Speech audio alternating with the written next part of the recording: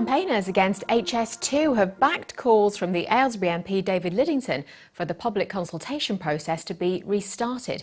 Mr Lidington, who's a Conservative, has criticised his own party's handling of the consultation into the high-speed line, which would pass through parts of Buckinghamshire. This week he uploaded his private correspondence with the Transport Secretary onto the internet. Jeremy Stone reports.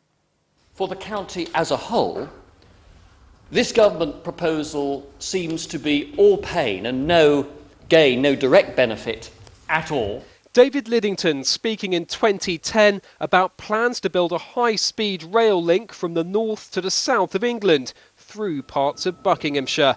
In January, HS2 was approved following a public consultation. This week, the Aylesbury MP uploaded personal correspondence he's had with the new Transport Secretary, Patrick McLaughlin. Mr Lidington has called for consultation to be restarted after the Department for Transport admitted some of the original papers weren't properly analysed. He told his fellow Tory MP, "My constituents are understandably deeply concerned," and he added the admission by the department further undermines any remaining confidence they had in the consultation process.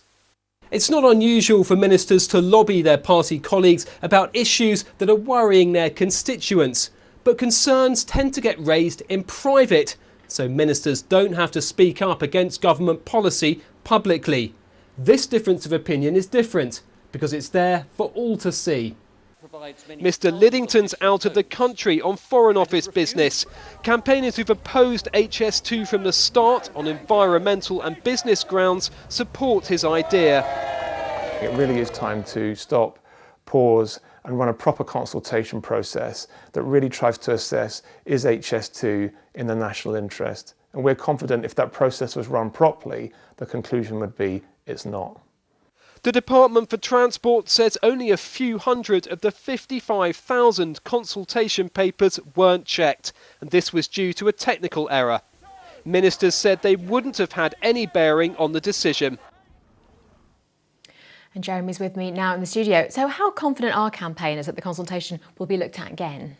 Well, Geraldine, the campaigners I've spoken to know it would probably be wishful thinking to think the Department of Transport would go all the way back to the start of the public consultation process, even though they accept that mistakes were made. Now, to what extent the public consultation was fair is open to debate, but this is really a side issue to the main thrust of the campaign, the legal challenge against HS2.